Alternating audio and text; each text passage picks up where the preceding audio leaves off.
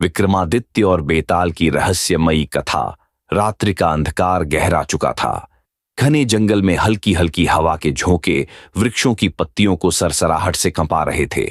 राजा विक्रमादित्य अपने अटूट संकल्प के साथ शव को अपने कंधे पर उठाए श्मशान की ओर बढ़ रहे थे।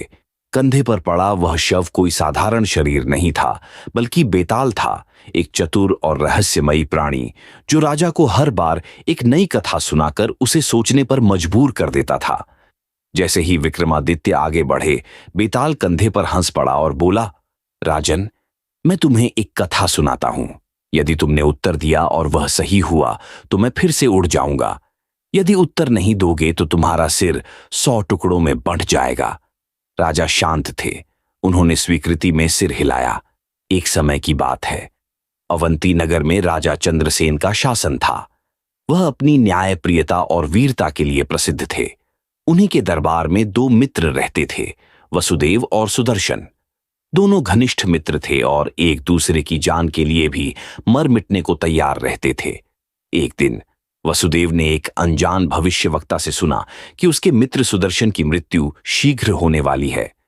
यह सुनकर वह व्याकुल हो उठा। वह दौड़ता हुआ सुदर्शन के पास पहुंचा और उसे इस भविष्यवाणी के बारे में बताया।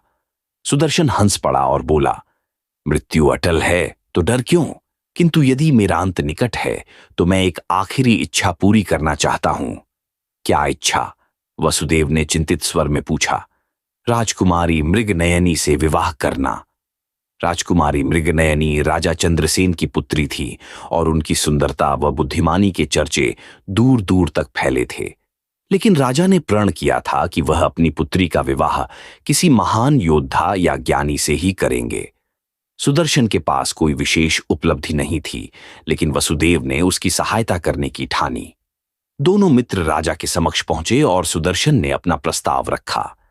राजा चंद्रसेन हंसे और बोले, जो मेरी 3 शर्तें पूरी करेगा वही मेरी पुत्री से विवाह करेगा। अवंती के महादेव मंदिर से शिव का दिव्य रत्न लेकर आना, अरण्यक पर्वत से अमृत कुंड का जल लाकर राजा को समर्पित करना, असली मित्रता की परीक्षा देना। वसुदेव और सुदर्शन ने पहले 2 कार्य बड़ी कठिनाई से पूरे किए। अब अंतिम परीक्षा का समय आया। राजा ने कहा, मैं देखना चाहता हूं कि तुम दोनों में सच्ची मित्रता कितनी गहरी है। कल प्रातः काल तुम्हें मृत्यु का दंड दिया जाएगा। यदि तुम्हारा मित्र तुम्हारे स्थान पर मृत्यु स्वीकारे तो मैं तुम्हारी मित्रता को सच्चा मानूंगा। राजा के इस निर्णय से समस्त दरबार सन्न रह गया, लेकिन बिना किसी हिचकिचाहट के वसुदेव ने आगे बढ़कर